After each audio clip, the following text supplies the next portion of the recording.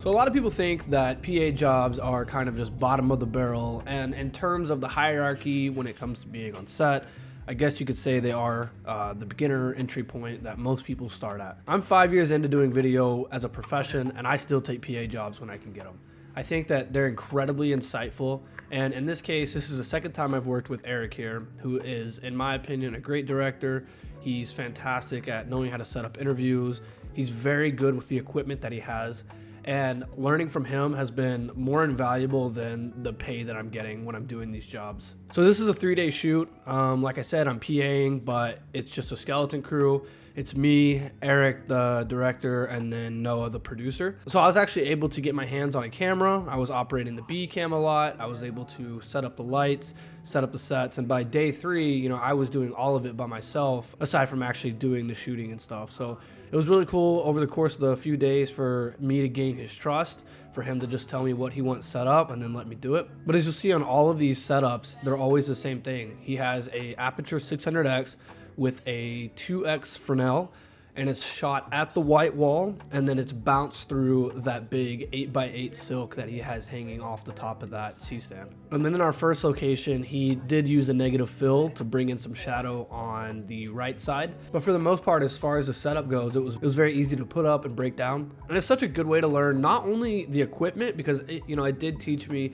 a lot about lighting and how to source light from the things around you. But I was also able to learn a little bit about how to deal with like the client themselves, and watching him just say yes to, pretty much everything they asked for, the B-roll shots they wanted. And I think a lot of the times as new creators, we do struggle with wanting to give our input and shooting it the way that we think it would be best, but that's not what the client is hiring you for. The client is hiring you to fulfill their vision. And so being on a shoot like this, watching him do that just was also insightful in terms of just how to deal with customer relations. And I just love this job. I just love doing filmmaking as a freelancer because you just never know where it's going to take you. We ended up shooting at Texas A&M at the college, and we were shooting some pretty high up there people. I don't know if I'm able to say those names, but we were meeting with some top executives of the college, of the high school that we were at.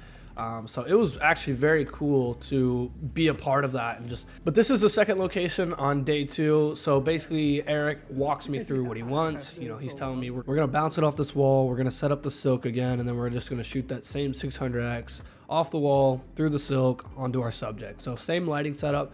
The only difference we ran into this time is that the walls were a little bit yellowed. So we ended up having to put up a white reflector to bounce white light through the white silk because it was casting kind of an orange and yellow hue on the subject. But other than that, same setup, real nice and easy to do. This is the rock and roller cart.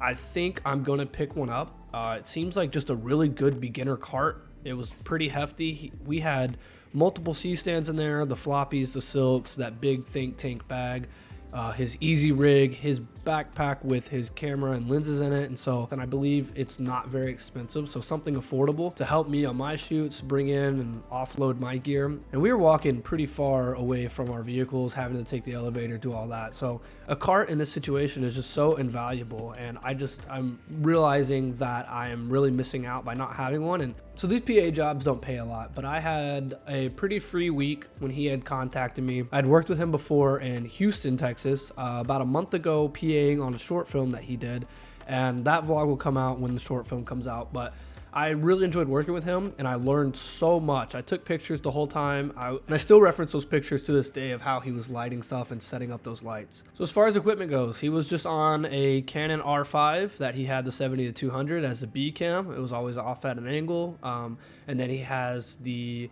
Canon C300 Mark II, I think. I'm not familiar with Canon that much, but he had one of the higher end cinema Canon cameras as the A cam, and I believe he had a 24-70 on there. And as you can see here again, this is just the same light up. He's bouncing that 600X off that whiteboard into the sheet and onto our subject here. Using the windows as a nice little backlight, I think it just came out really clean and really nice. And so again, he's just using the surroundings to create his shot and his set. And then day 3 was the final day, of course, and things kind of shifted last second. We actually ended up going to the school to interview a teacher that we had interviewed previously, but they thought it'd be a cool opportunity to interview her at her own school. And so they brought us here, we shot some B-roll, and same exact lighting setup again, just 600X, Fresnel, bouncing off through the white sheet and diffusing that light onto the subject. So just really cool to see like minimal gear being used to create beautiful visuals, and he's getting paid for this all the time. He's getting paid for this. So it's just something I'm learning is like, I don't need thousands and thousands of dollars worth of gear. I just need what is going to work for me and what is going to work for the client. So a piece of advice that Eric gave me, I thought I'd share. In his first year of doing filmmaking, he said yes to every job, no matter what it was or how much it paid. And he said after he had done that, he was constantly booked because he had grown a client base, he'd grown a reputation, he was the guy that could get things done, he accumulated the gear he needed. And so I think that that's the route I'm gonna take. It's just saying yes to everything. Getting in with people, showing the quality of my work, building those connections, building that network, and just seeing where that takes me. Setting up for the podcast, me and S are starting. This is something we've talked about for a while now, and we're finally getting the ball rolling. We're just gonna cut all of trying to make it perfect and just get started and grow as we go. So instead of shooting from this way, we're actually gonna flip it and shoot this way. And he had the idea of sitting on these cases, kind of like, you know, post-set talk. Oh yeah, the blue, that's gonna be nice. I'm a dark help. Welcome to the Film Club podcast. If you want to keep up to date on when that's dropping, follow me on Instagram at Film Club, and stay tuned for more.